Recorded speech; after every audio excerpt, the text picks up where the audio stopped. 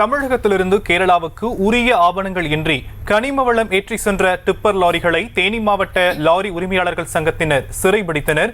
இதுகுறித்தான விவரங்களை உடைய செய்தியாளர் சத்யராஜ் வழங்க நாம் கேட்கலாம். சத்யராஜ், இது பற்றிய விரிவான விவரம் என்ன? நிச்சயமாக ஷாம்.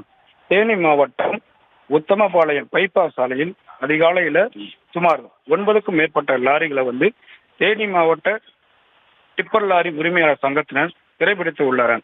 உடனடியாக காவல்துறையினருக்கும் தகவல் தெரிவிக்கப்பட்டுள்ளது.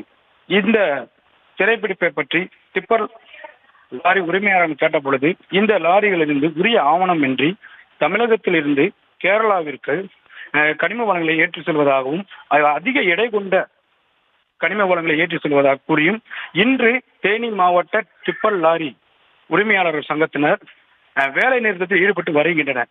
அதனைத் தொடர்ந்து இந்த லாரிகளை சிறைபிடித்து வருவாய் கோட்டாட்சியர் அவர்களுக்கு தகவலை தெரிவித்து பின்னர் இந்த ஆவணமின்றி கொண்டு வரப்பட்ட டிப்பர் லாரிகள் கேரள பதிவெண்ணை கொண்டது என்பதை தெரிந்து அவர்கள் சிறைபிடித்துள்ளார்கள்.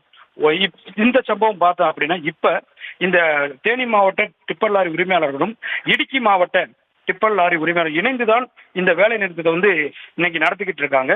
குறிப்பா இந்த வேலை நிறுத்தம் பார்த்தீங்கன்னா, இந்த தேனி மாவட்டத்தில் இயங்கக்கூடிய கல்குவாரிகளை அதிகமான தொகை வசூலிப்பதாகவும் அது தங்களுக்கு கட்டுப்படி ஆகவில்லை என்று கூறி இந்த வேலை நிறுத்தத்தை இன்னைக்கு நடத்துறாங்க. இந்த சமயத்தில் தான் தமிழகத்திலிருந்து கேரளா பதிவெண் கொண்ட டிப்பர் லாரிகளை கனிம வளம் ஏற்றி தடுத்திருக்காங்க.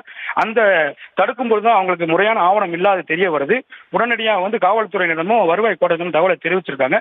இப்ப இந்த சம்பவத்தை மோட்டார் வாகன ஆய்வாளர் தற்பொழுது ஆய்வு மேற்கொண்டு வருகிறார். தொடர்ந்து 9 லாரிகளும் உத்தமபாளையம் பைபாஸ் சாலையில நிறுத்தி வைக்கப்பட்டிருக்கிறது. ஷாம், இந்த சம்பவம் பார்த்தீங்கன்னா ஒரு பெரும் பரபரப்பை ஏற்படுத்தியது. குறிப்பாக தேனி மாவட்டம் உத்தமபாளையம் பகுதியில் ஒரு பரபரப்பை தான் ஏற்படுத்தியிருக்குது. டிப்பர் லாரி உரிமையாளர் இன்னைக்கு ஸ்ட்ரைக் இருந்தும் இந்த லாரிகள் போனது, அதை ஆய்வு செஞ்சதுக்கு அப்புறம் தான் அந்த ஆவணம் முறையா இல்லை, பாஸ் இல்லை, அதனால நடவடிக்கை எடுக்க வேண்டும் என காவல்துறையினர் புகார் அளித்திருக்காங்க. ஷாம், விவரங்களுக்கு நன்றி சத்யராஜ். செய்திகளை உடனுக்குடனும் துல்லியமாகவும் தெரிந்து கொள்ள சப்ஸ்கிரைப் பண்ணுங்க.